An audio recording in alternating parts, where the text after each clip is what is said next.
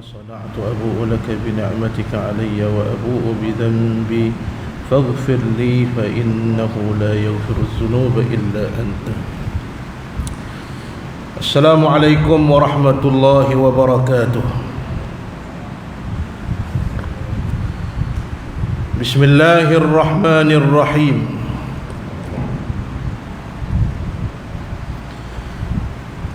الحمد لله الذي فضلنا على كثير من الأمم بكتابه القرآن، والصلاة والسلام على أشرف خلقه سيدنا محمد وعلى آله وأصحابه ومن سار على نهجه واهتدى بهديه إلى يوم اللقاء والحشر والدين. رب اشرح لي صدري ويسر لي أمري واحلل عقدة من لساني يفقه قولي. سبحانك لا علم لنا إلا ما علمتنا إنك أنت العليم الحكيم. ولا حول ولا قوة إلا بالله العلي العظيم.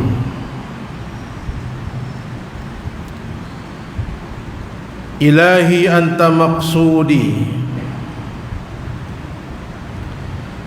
ورضاك مطلوبي، أعطني وأعطنا محبتك ومغفرتك وعنايتك، آمين يا رب العالمين.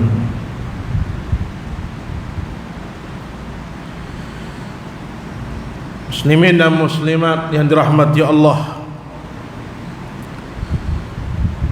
pertama sekali kita rafakkan setinggi rasa syukur pada Allah Subhanahu wa taala, kerana dengan limpah rahmat kasih sayang daripada Allah dapat kita bersama malam ini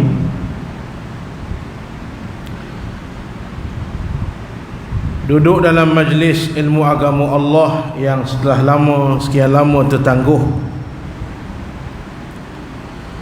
InsyaAllah malam ni kita sambung pembacaan kitab syarah bagi Al-Munabbihat 'ala al-Isti'dad li Yaumil Ma'ad yang diberi nama Nasaihun lil Ibad. Dekat tanda ni ke? Ya. Surat 7. Bismillahirrahmanirrahim. Qala al-muallif rahimahullahu subhanahu wa ta'ala, wa nafa'ana Allahu bi'ulumihi fid daraini, amin ya rabbal alamin.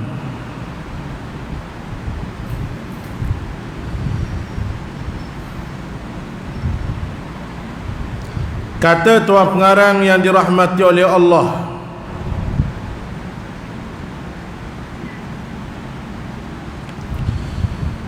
sesungguhnya masih sangat banyak ayat-ayat yang menunjukkan kaitan antara ilmu dan amal. Di antaranya dalam surah Al-Asr. Di sana dijelaskan bahawa setiap manusia dalam kerugian. Innal insana lafi khusr. Lalu disebut kecuali orang-orang yang beriman dan beramal saleh. Sememangnya pada surah itu tidak disebutkan perkataan ilmu melainkan iman.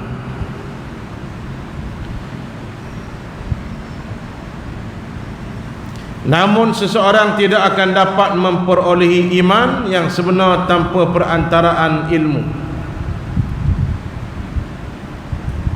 Dengan sedemikian, secara tidak langsung bahawa di dalam ayat itu hubungan ilmu dan amal adalah sangat rapat. Hanya dengan ilmu dan amal saleh itulah yang menjadikan manusia terhindar daripada kerugian. Allah Subhanahu wa taala menyebut dalam suratil Asr, wal 'asr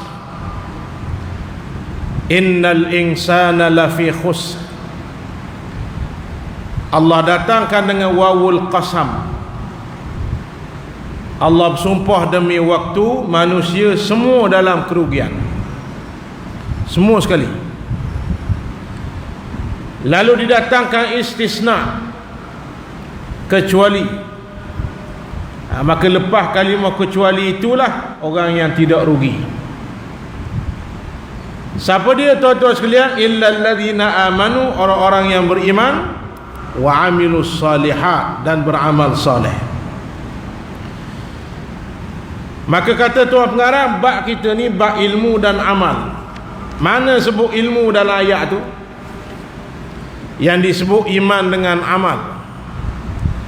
Maka tuan-tuan, tak mari iman kalau tanpa ilmu. Iman tak akan mari tanpa ilmu. Percaya tak akan mari tanpa kenal. Orang tuan-tuan tak kenal, pasti tuan-tuan tak akan percaya. Maka tuan-tuan sekalian, ilmu dan amal dia berkait. Maka ilmu besar, amal pun besar.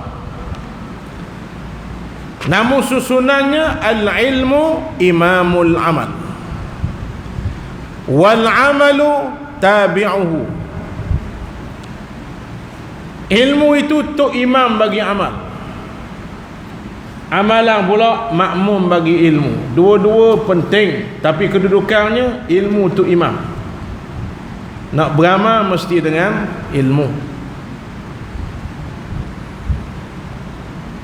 Orang yang berilmu pula mesti beramal. Kerana kata Nabi, an-nasu halikun, manusia ni semua binasa. Illal alimun, kecuali orang yang ada ilmu agama Allah Subhanahu wa ta'ala, kenal Tuhan. Wal alimuna halikun, orang berilmu pun binasa juga. Illal amilun, kecuali orang yang beramal. Alhamdulillah. Wal amiluna halikun, orang beramal pun binasa juga. Illal mukhlisun, kecuali orang yang ikhlas. Mana paling penting? Ilmu, amal, ikhlas. Mana paling penting? Penting belakang. Maka tunjang ni nombor satu, mestilah berilmu. Kata Al-Imam Ibn Ruslan dalam kitabnya yang masyhur Matan Zubat, wa kullu man bi ghairi ilmin ya'malu a'maluhu mardudatun la tuqbalu. Kebanyakan manusia bila dia beramal tanpa ilmu, amalannya besar peratuhnya untuk ditolak oleh Allah. Lepas tu bahayanya jahil. Jahilnya bahaya tuan-tuan sekalian. Maka tuan-tuan rahmati Allah sekalian, kita mesti jadikan kita orang yang kasih pada ilmu sampai kita mati tuan-tuan sekalian.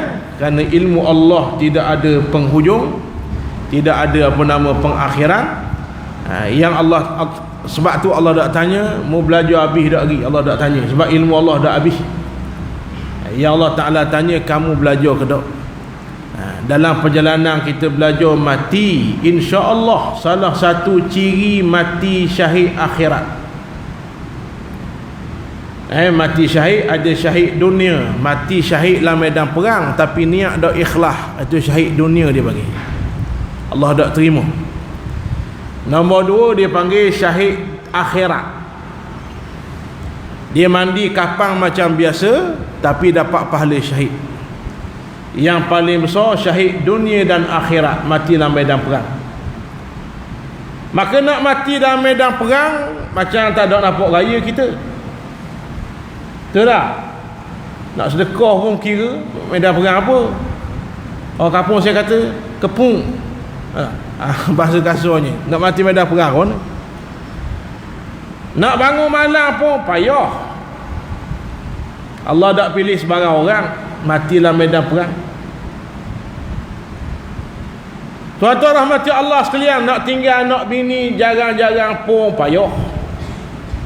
Maka tuan-tuan, boleh kita minta supaya Allah pilih syahid saja. Tuhan punya kerja lah nak wih syahid dunia akhirat ke syahid akhirat sahaja, serah pada Allah. Yang penting kena minta.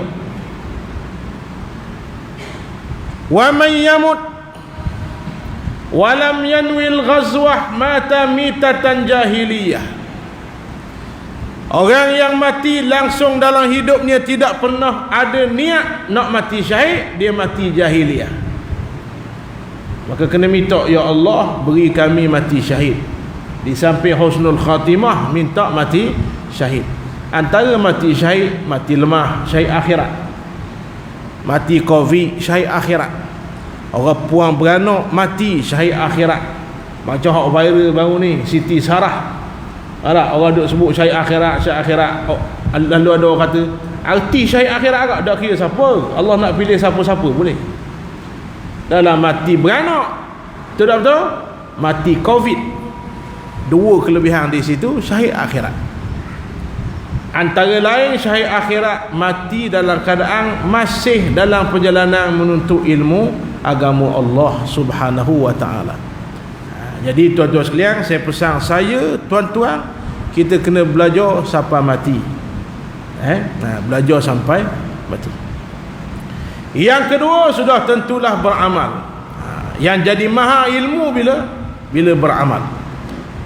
Lalu kata tuan pengarang yang dirahmati Allah, Al-Imam Ibn Kathir radhiyallahu ta'ala anhu, dalam memberikan ulasan surah Al-Asr, Al-Imam menyebut sesungguhnya seluruh manusia itu senantiasa terdedah kepada kerugian dan kebinasaan, melainkan orang-orang yang beriman dengan hati mereka, yang melaksanakan amal saleh dengan seluruh anggotanya, mentaati Allah dan meninggalkan segala yang dilarang. Beliau juga memetik kata-kata Al-Imam Syafi'i yang bermaksud, sekiranya manusia mahu memikirkan dan menghayati surah ini, nescaya telah cukuplah baginya sebagai peringatan dan panduan hidup. Al-Imam Syafi'i kata apa? Cukuplah suratul Asr tazkirah sepanjang hidup. Kalau tak ada tazkirah malam tu, ustaz tak mari ke?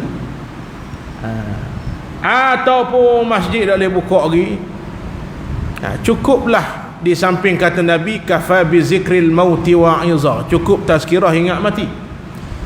Imam Syafi'i sebut antara yang lain juga, cukuplah baca suratul Asr sebagai tazkirah. Tapi tuan-tuan, kalau kita baca sendiri tak mari mana tuan? Tak mari. Kena baca tafsiran ulama. Maka Al-Imam Ibn Kathir sebut kalimah innal insana lafi khusr membawa makna kerugian dan juga kebinasaan. Apa makna rugi? Tuan-tuan rahmati Allah sekalian, ada satu cerita yang disebut dalam kitab Allahumma salli ala sayyidina Muhammad al-Yawaqid wal Jawahir, tak silap saya, fi uqubati ahli al-kabair. Ada satu cerita, bukan kitab apa nama, wasiat al-Imam Ibn Qudamah al-Maqdisi radhiyallahu ta'ala anhu. Disebut satu analogi, satu cerita kapal besar. Kapal ni membawa anak kapal, tukang-tukang korek gua, dia panggil Allahumma salli ala sayyidina Muhammad Zamrud. Orang panggil apa bahasa orang putih? Bagi dah ingat pula dah. Zamrud. Kuat sikit. Emerald. Emerald. Nak sebut belik lidah. Emerald. Jadi kapal ni bawa Emerald Hunter, dia panggil pencari apa nama Zamrud. Orang main cicing tahu.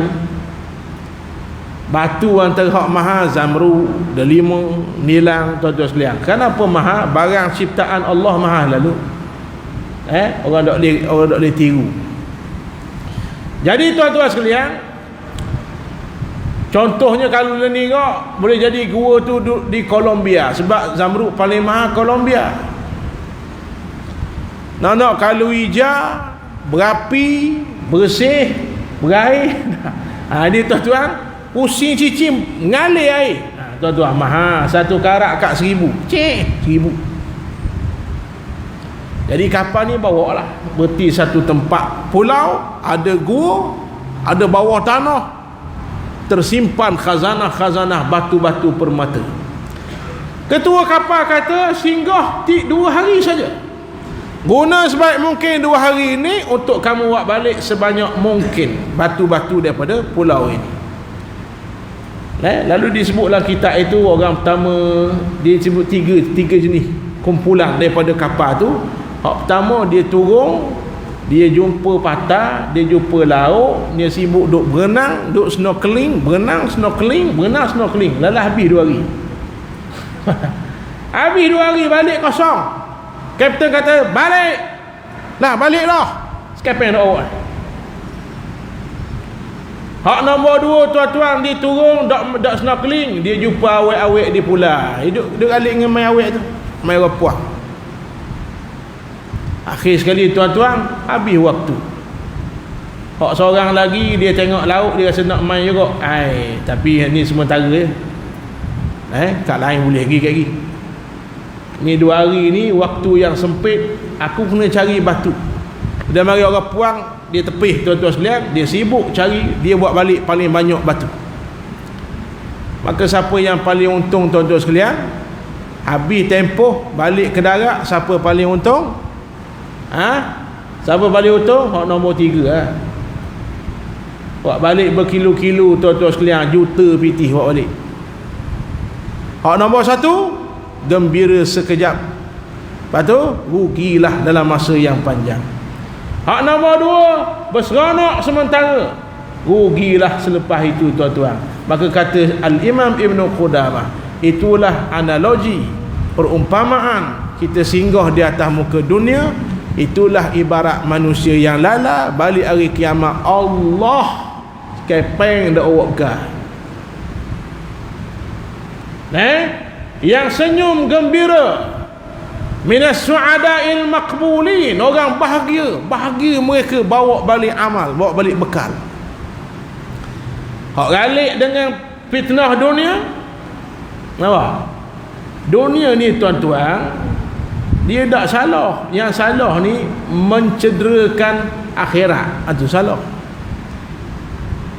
Ad-dunya mazra', faham mazra', jambatan. Tuan-tuan daripada Batu Nang, daripada Pok Katak nak pergi ke bandar, kena lalu jawatan Sultan Mahmud.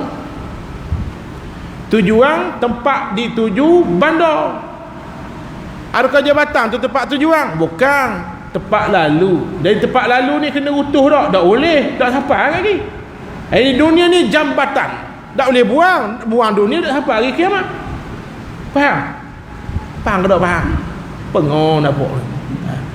Dunia ni jambatan, boleh faham? Jambatan tak boleh utuh, tak sampai bandar tu. Jangan utuh selagi, jangan pula duduk situ buat rumah atas ketok, jangan, gila orang panggil. Ini tuan-tuan sekalian, tempat lalu nak tuju tempat tuju bandar tu. Dunia ni mazra', ataupun bahasa Arab lebih tepatnya zara'a. Mazra' ismul makan bagi zara'a, dia panggil tempat tanam, tempat tanam. Nak petik ni hari kiamat esok, tiba-tibanya galik duduk di ketok tu. Dia galik tuan-tuan sekalian. Bangun pagi makan cai pitih, makan tidur, buang air, makan cai pitih, tidur, jalan. Akhir sekali rumah Allah lupa, zikrullah tak ada langsung, majlis ilmu tak ada dalam diary hidup dia, zikir, baca Quran, taubat, bangun malam tak ada tuan-tuan sekalian. Tak ada. Hidup dia lala dengan tempat sementara. Tu yang jadi rosak. Ni faham? Jadi tuan-tuan rahmati Allah sekalian, Maka kata Al-Imam Ibn Katsir, manusia rugi kecuali yang bawa bekal. Bekal itulah yang disebut oleh Allah amal soleh. Jadi amal soleh pula ada dua. Orang ada pen tulis, tak ada pen tulislah polotok. Amal soleh ada dua. Mesti kita fikir dan pastikan dapat dua ni, sahihah, makbulah. Nombor satu, mesti pastikan sah. Cukup syarat. Duk beramal bagus dah, beramal depan Tuhan. Allah Ta'ala kata mudah semayang, Allah kata mudah puasa, jadi habaan mansura, debu-debu berterbangan. Kenapa? Rupanya duk cukup syarat. Baru ni semayang, saya berhenti semayang, Allah nak tunjuk banyak lagi tugasmu. Muzani, banyak lagi tugasmu. Dosa duk koyak nak kau apa? Dosa duk koyak lah, duk ngajar benda payah-payah. Ramai lagi orang kampung duk reti benda asah-asah. Saya pun pusing, pok cik tu ambil semayang petak dak siapa nak telinga nak tegur situ le dak boleh. Dia nak tegur orang ni ada seni. Umur kalau tengok muka dak sabahlah 28, 82. Tuan-tuan, bagus tak mari masjid? Bagus. Sembahyang jemaah? Bagus. Tapi oleh kerana meninggalkan majlis ilmu, itu bahaya. Masjid di waktu tempat sembahyang ni tak betul. Lari daripada konsep yang diajar oleh Nabi SAW. Bagus tak pergi masjid? Bagus. Ambil sembahyangnya petak tuan-tuan ni tak sampai sini, depan mata hamba. Yang wajib basuh muka. Ini bukan khilaf, ini sabit dalam Quran qat'i. Tak? Wa idza qumtum, ni bukan hadis Nabi, bukan ra'yul ulama, ni ayat Quran. Wa idza qumtum ila salati faghsilu wujuhakum. Bila nak sembahyang wajib basuh wujuhakum, wajah. Ulama pula kata wajah tu apa? Wajah tu kena belajar. Wajah tu apa? Ulama bahas pula haddul wajhi, ni anak rambut, pusing anak telinga, sampai bawah ni kena rata semua tuan-tuan sekalian. Faham? Tak dah sampai. Mazhab Syafi'i pula afdal ihtiyat, berhati-hati basuh biar lebih, takut dak siapa, takut lebih berdoa makruh pula, lebih sikit tuan-tuan sekalian. Nak kamu ni contoh mudak sah khayal lah. Muzani mengajar hak susah, hak tinggi-tinggi tu sembahyang dak betul lagi. Jadi tuan-tuan rahmati Allah, pentingnya ilmu, pentingnya tahu belajar. Nah, waktu contoh bab-bab lain itu qiyas sendirilah. Maka tuan-tuan, bila tak ada nombor satu sahihah, balik awal tu hamalan. Sah dengan makbul ni begini analoginya dengan Malik. Dibuka temuduga untuk jawatan manager dalam satu syarikat. Syarat untuk temuduga mesti pakai kemeja, nektar, baju tie-in, seluar selek hitam, dan mesti seluar asal, dak aci hak kecek bawah. Luar kecek bawah dak aci.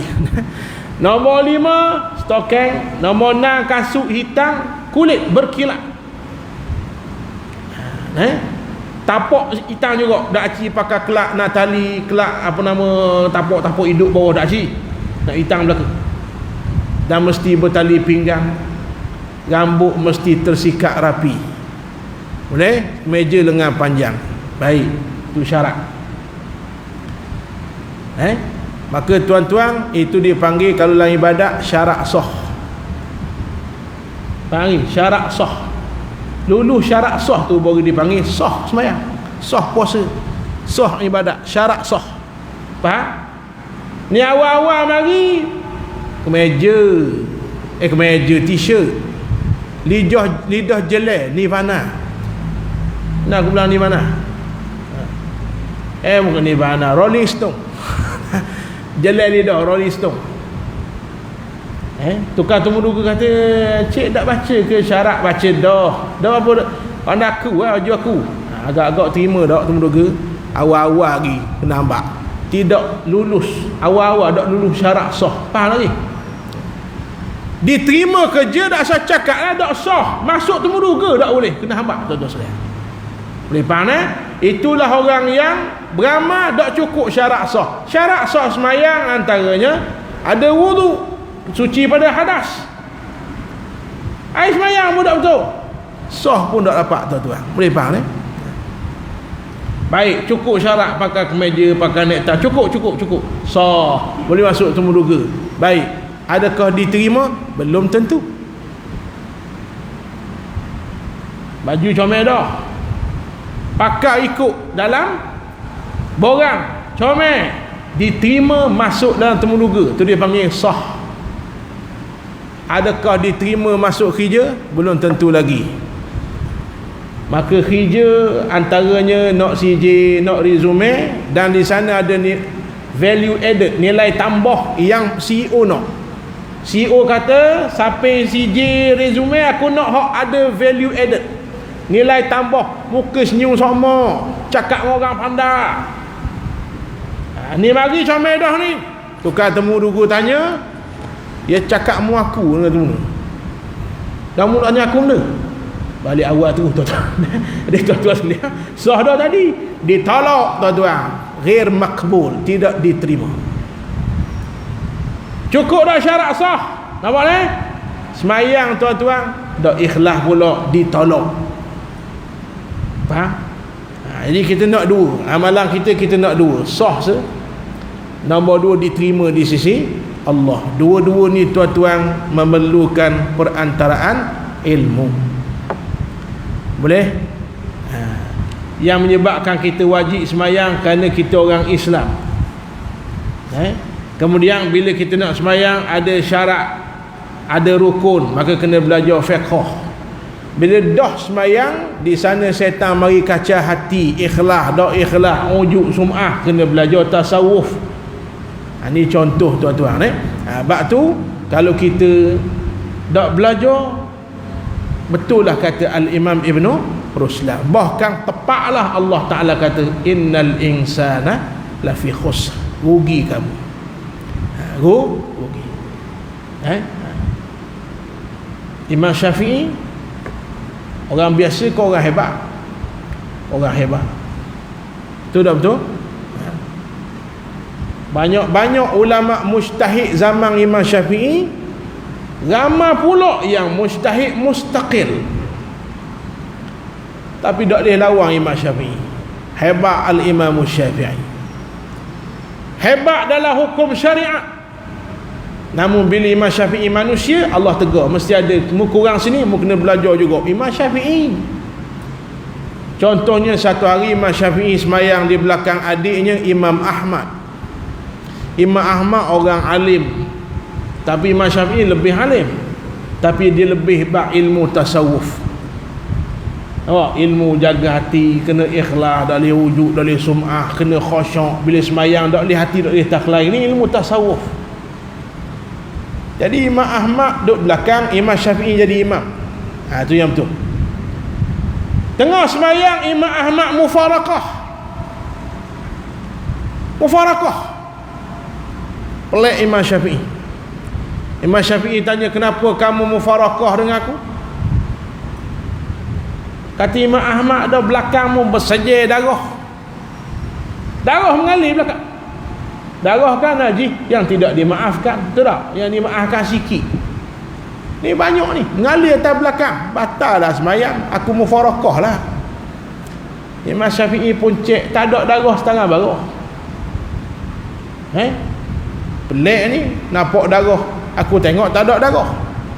Rupanya tuan-tuan, Imam Syafi'i mikir rupanya betul sungguh tengah semayang tadi, aku daripada mula semayang sampai habis semayang galik memikirkan hukum hakam darah perempuan. Faham tak ni? Imam Syafi'i bukan macam kita, anyuk bak lain. Kalau muslimah akad takbir, pitu masuk maiding, wi salam, siapa di cashier? Dia pusing suti maiding. Kalau orang lelaki juga macam-macam lah. Kalau tengah jalan tadi salah tengok awet, teringatlah semayang. Kalau orang minta, orang yang kita berhutang mari minta hutang, teringatlah semayang. Macam-macam lah. Imam Syafi'i bukan fikir hal dunia. Yang dipikir masalah, dia tengok istimbat hukum, masalah hukum darah hak perempuan. Faham tak? Maknanya apa? Lari dah ingat Tuhan. Mikir bab agama juga. Allah Ta'ala beri kelebihan pada Imam Ahmad, nampak darah dengan izin Allah. Imam Syafi'i pun terfikir, oh ada lagi kurang ilmu yang aku tak belajar. Tuan-tuan sekalian, ada lagi ilmu apa tuan-tuan? Ilmu tasawuf, bab hati biar dekat dan hampir dengan Allah Subhanahu wa Ta'ala. Boleh faham? Jadi tuan-tuan rahmati Allah, ilmu nak mengajar orang baik, ilmu tasawuf. Orang baik dah. Maka setan dia kacau orang baik, dia kacau orang jahat. Betul tak betul? Dia kacau orang jahat, jangan semayang. Dia ganggu orang jahat, jangan sedekah. Dia ganggu orang jahat, jangan tutup aurat. Baik, kita semayang, kita sedekah, kita tutup aurat. Orang baik lah tu. Setan kacau dah agak-agak. Ni tuan-tuan kaki-kaki masjid, setan kacau dah. Dak kacau dah ustaz. Jangan perasan lah. La ughwiyannahum ajma'in. Aku akan kacau. Setan kata. Maka lagu mana dia ganggu orang baik? Dia cocok jarum dalam hati tuan-tuan. Tuan-tuan boleh mari masjid, dia cocok jarum ujub. Akulah bagus mari masjid semua. Jahannam amalan tuan-tuan sekalian. Faham tak? Dia cocok jarum riak, jarum sum'ah, beramal nak orang tahu. Kalau orang tak tahu, tak sedap.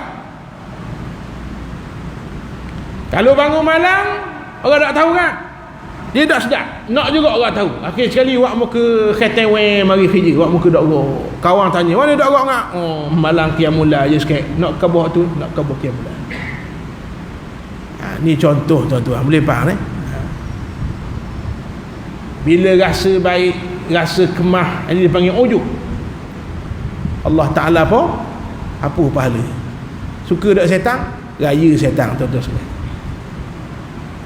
Dia cocok jarum takabur. Tentang kita orang masjid jumpa budak-budak tepi jalan, cakap penuh sombong tuan-tuan sekalian. Jaya syaitan. Jaya syaitan.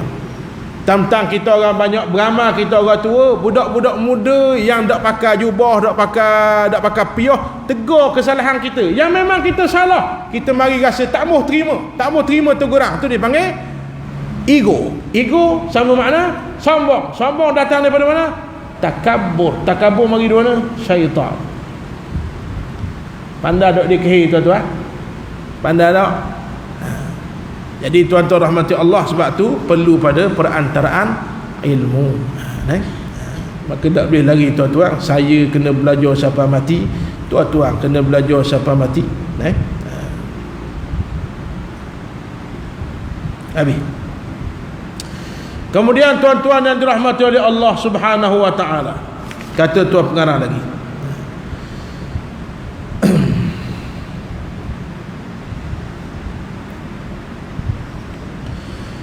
Abdul Karim Al-Khatib menjelaskan bahawa orang yang beriman dan beramal saleh adalah mereka yang beriman kepada Allah, mengetahui segala sesuatu, yakni mempelajari ilmu kerana dan untuk Allah Subhanahu wa Ta'ala, senantiasa berpegang pada kebenaran iaitu iman, dan berpegang pada hal-hal yang mendorong kepada kebenaran tersebut. Kata Syekh Abdul Karim Al-Khatib bahawa orang yang beriman dan beramal soleh itu mereka yang beriman pada Allah, mengetahui segala sesuatu. Nampak? Maka pandangan Syekh Abdul Karim menyebut mengetahui segala sesuatu. Mana apa situ? Mempelajari ilmu. Sebab tu ada kaitan ilmu dengan amal. sentiasa berpegang pada kebenaran, iaitu iman, dan berpegang pada hal-hal yang mendorong kepada kebenaran tersebut. Habis. Al-Imamul Ghazali rahimahullahu ta'ala telah menghuraikan tentang falsafah ilmu menurut Islam dan kedudukan ulama. Beliau juga mengulas korelasi antara ilmu dan amal ini dengan menggunakan istilah ulama usul dan ulama ul khair. Menurut beliau, ulama asu adalah orang-orang yang menuntut ilmu dengan tujuan untuk mendapat sebarang kenikmatan dunia, pangkat dan kedudukan. Dengan demikian, amalan daripada ilmu yang diperolehinya adalah bukan suatu yang diutamakan. Tentunya ulama sebegini bukanlah disebut sebagai ulama yang dimaksudkan dalam Al-Quran. Beliau juga memetik satu hadis Al-Imam Ibn Hibban ataupun Sayyidina Ibn Hibban radhiyallahu ta'ala anhu, walaupun pentahqiq kitab Ihya sendiri mendapatinya bukan satu hadis yang marfu' yang menyatakan bahawa seorang yang berilmu itu tidak disebut sebagai orang alim sehinggalah ia mengamalkan ilmunya. Hadis tersebut adalah maksud seperti berikut. Ini kata Al-Imamul Ghazali. Allahu Rabbi. Tuan-tuan, mohon maaf, tak ada orang tegur seorang. Tadi bukan kisah Imam Syafi'i, Imam Ghazali dan Imam Ahmad. Ingat tadi kisah Imam Ghazali. Sebab tu Imam Ghazali pun mula mempelajari tasawuf, akhir sekali jadi imam dalam ilmu tasawuf. Lepas tu kita ambil jalan tasawuf daripada Imam Ghazali. Jalan tasawuf itu melalui jalan Al-Imamul Ghazali rahimahullahu subhanahu wa ta'ala. Mohon maaf tersilap. Habis. Maka Al-Imam Ghazali sebut, telah menyebut tentang falsafah ilmu menurut Islam dan kedudukan ulama. Maka dia kata, Al-Imam menyebut, beliau juga mengulas korelasi antara ilmu dan amal ini dengan menggunakan istilah ulama usul dan ulama ul khair. Maka ulama, tuan-tuan, baik, tadi kita sebut kena berilmu dan kena beramal.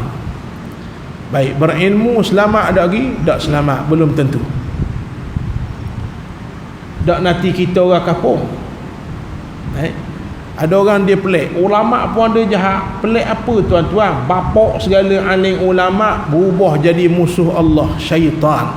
Bila kenal, bila faham cerita ni, tak pelik lah.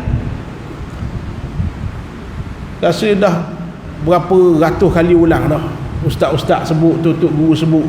Kita kena kenal sejarah iblis. Kalau kita tak belajar, kita duk faham iblis memang hak jahat asal. Bukan jahat asal. Iblis ni, tuan-tuan, orang yang alim dan duduk dalam syurga. Bukan saja alim, amil. Bukan saja amil, tuan-tuan sekalian, orang yang lampau kuat beramal. Iblis, boh dia Azazil. Ada tak ulama hari ni pernah duduk dalam syurga? Ada tak? Kalau dia mengaku sah, sesat saja. Yang pernah duduk dalam syurga, diberi singgah dalam syurga 3 orang. Nabi Adam alaihi salam duduk dalam syurga, asal syurga. Nabi Idris alaihi salam diajak, dijemput oleh Allah ke syurga. Kemudian Nabi mana? Nabi kita lah, Rasulullah sallallahu alaihi wasallam, malam al-Isra wal Mi'raj. Malam al-Isra wal Mi'raj. Jadi ada tak selain pada tu yang pernah masuk syurga jasad? Ada tak? Ada tak? Tidak ada. Ada pun hak ni seorang ni, iblis ni, duduk terus dalam syurga. Tuan-tuan pernah dengar tak cerita Nabi Adam? Pernah. Beriman tak dengan Nabi Adam? Beriman, ustaz, kerana beriman dengan Rasul wajib. Yang mana wajib? 25 Rasul. Salah satu Nabi Adam alaihi salam. Baik, pernah tengok? Tak. Pernah jumpa? Tak. Iblis depan-depan juga. Betul tak betul? Iblis tengok depan-depan Nabi Adam alaihi salam. Kita kenal tak malaikat? Kenal, ustaz. Yakin tak dengan malaikat? Yakin. Wajib beriman. Rajin jumpa? Tak. Iblis rajin jumpa tak? Duduk sekali tuan-tuan. Siapa Allah isyarat? Allah isyaratkan manusia ni tak ada ilmu, bukan hakikat milik manusia termasuk Nabi Muhammad. Mesti melalui perantaraan guru. Maka Allah isyarat pada Nabi Muhammad pun begitu, melalui perantaraan Jibril alaihi salam. Baik tuan-tuan, saya nak tanya, siapa tok guru Jibril? Tak mau tanya siapa ketua ulama sedunia, ni nak tanya tok guru Jibril siapa? Iblis lah. Faham? Oh, kemah iblis ustaz. Dulu nampak lagi ulama besar, bahkan orang yang kuat beramal. Ulama sebut 7 lapis langit, tidak ada satu pun langit yang ada kesan, yang kosong daripada kesan sujud iblis. Kuat beramal. Faham ni?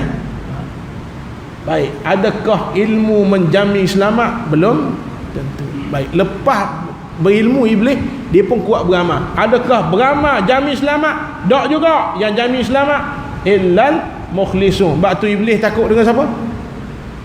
Orang ikhlas. Betul tak? Baik, kita balik semula. Janji iblis pada Allah. Qala Rabbi anzirni ila yaumi yub'asun.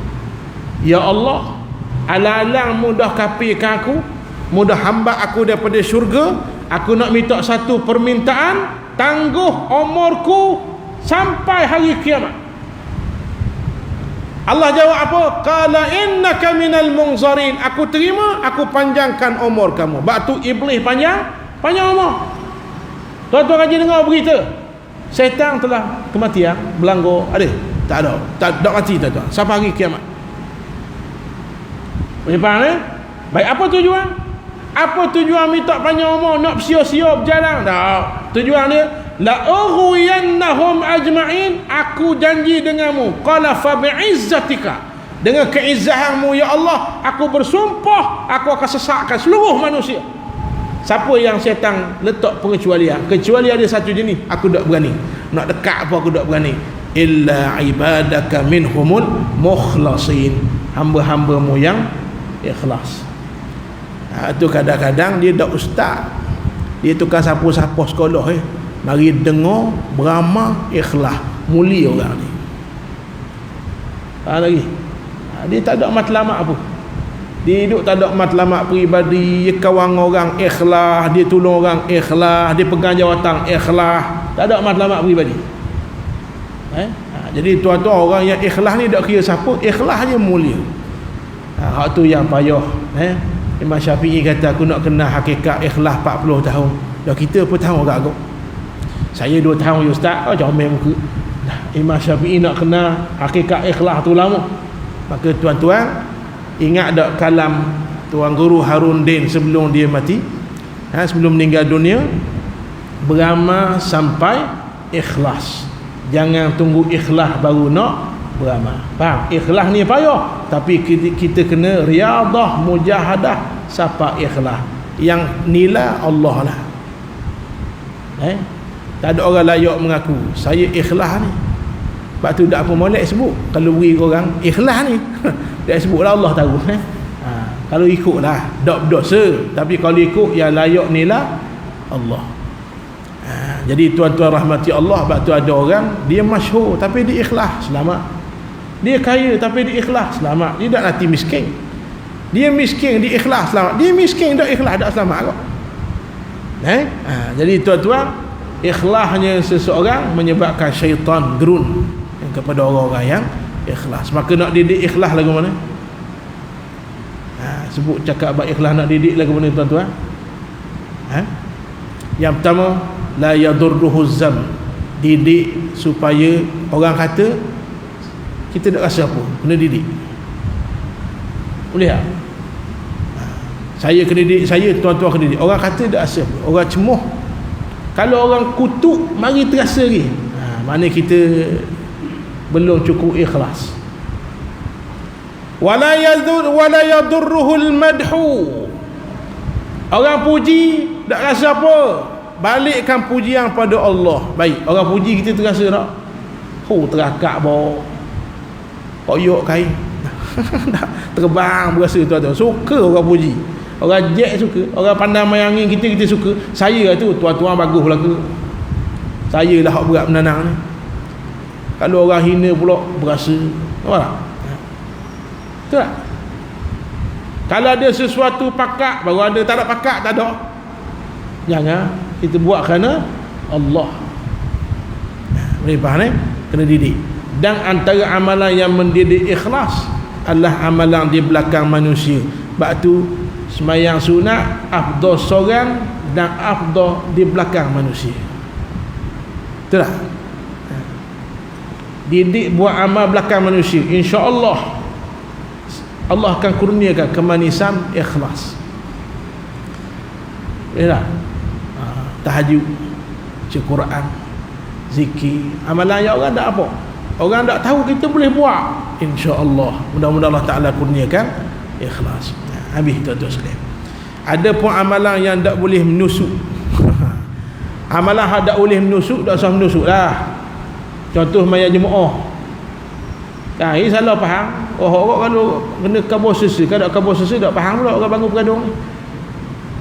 Iaitu ustaz kata kena beramal nusuk. Lalah yang nusuk lah ke mayat zuhur. Mana tu imam celah tu? Bila celah hak tu tak payah lah. Hak digalakkan jamaah, yang tu ada hikmahnya. Allah nak suruh nampak ramai. Jadi syiar pula.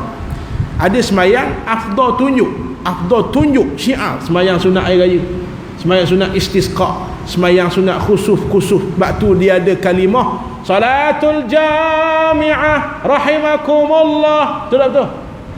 Semayang wajib dia ada azan, ada iqamah. Sembahyang sunat yang sunat jemaah diganti dengan kalimah as-salatul jami'ah. Faham? Ada pun sembahyang sunat yang afdal seorang diri belakang orang, tak sunat sebut. Ni main Tuhan salatul jami'ah, tak payah. Main ajak tak payah, kena afdal seorang.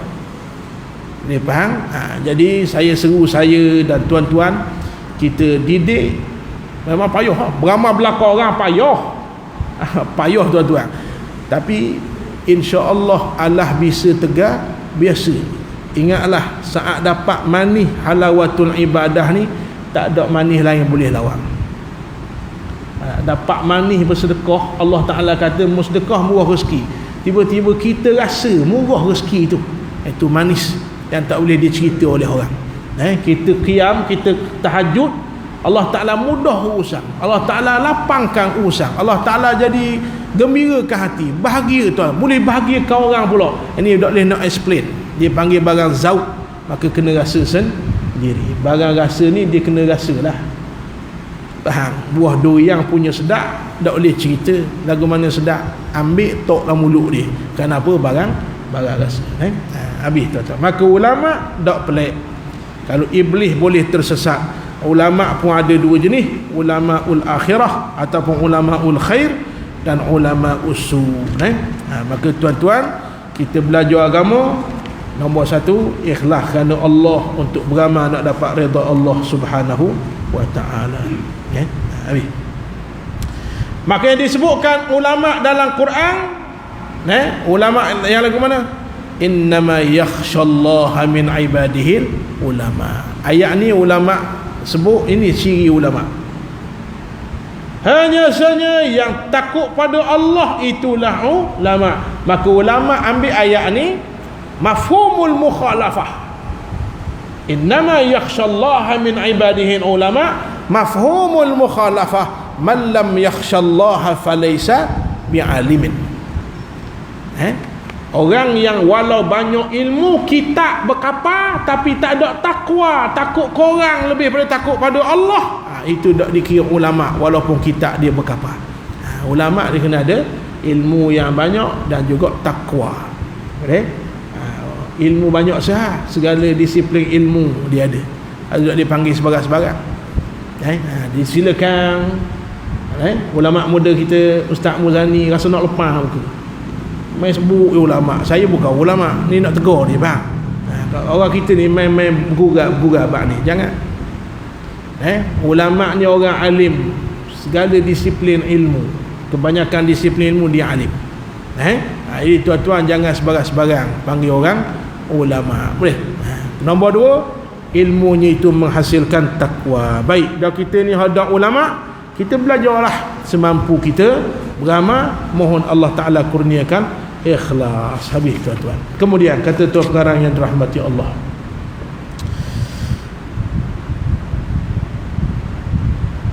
kerana kepentingan amal itulah beliau juga menyatakan bahawa seseorang yang semakin bertambah ilmu namun tidak bertambah amal, maka ia hanya akan semakin jauh daripada hidayah Allah. Kau banyak dengar tapi makin jauh pada Allah. Rupanya asbab tidak mengamalkan ilmu. Sebenarnya kenyataan beliau ini didasarkan kepada satu hadis, sekalipun menurut pentahqiq kitab Ihya itu sebagai hadis yang isnadnya dhaif. Ada satu hadis kan, man zada ilman wa lam yazdad huda lam yazdad minallahi illa bu'da. Orang yang belajar banyak tapi tidak menambah hidayah takwa kepada Allah, tidak menambah kecuali makin jauh daripada Allah. Kata setengah ulama, hadis ni dhaif. Namun ingat, hadis dhaif ni tetap hadis, cuma tak boleh buat hujah. Ada orang dia gaduh hadis dhaif tak boleh pakai. Dan kalau hadis dhaif boleh pakai, muka tak boleh pakai. Yang tak boleh pakai, yang tak betul, hadis maudha', hadis yang direka. Habis. Kemudian Al-Imam Al-Ghazali menyebut bahawa al-ulama usul itu siapa, wallahu a'lam, maka datang kita akan sambung. Yang baik pada Allah, yang kurang tersilap, ada yang tak perasan, saya mohon maaf. Kita jumpa lagi dalam siri akan datang insya-Allah taala, bulan akan datang pada tajuk yang masih sama insya-Allah. Sekadar itu kita mohon Allah Taala ampunkan segala dosa kita dan terima segala amalan kita dan pilih kita semua di kalangan orang-orang yang ikhlas. Amin ya rabbal alamin. Bismillahirrahmanirrahim. Alhamdulillahirabbil alamin. Wassalatu wassalamu ala asyrafil anbiya wal mursalin wa ala alihi wa sahbihi ajma'in. Allahumma anfa'na bima 'allamtana wa zidna ilma. Allahumma ij'alna minal ladzina yastami'una al-qawla fayattabi'una ahsanah. Allahumma irda 'anna wa la taskhutna, zidna wa la tanqusna, warfa' maghdabaka wa ghadabaka 'anna. Allahumma kshif 'anna al-bala' wal waba' wal ghala' wal fahsha' wal corona ma la yakshifu ghairuk. Wa sallallahu ala sayyidina Muhammad wa ala alihi wa sahbihi wasallam. Walhamdulillah rabbil alamin. Taqabbalallahu minkum.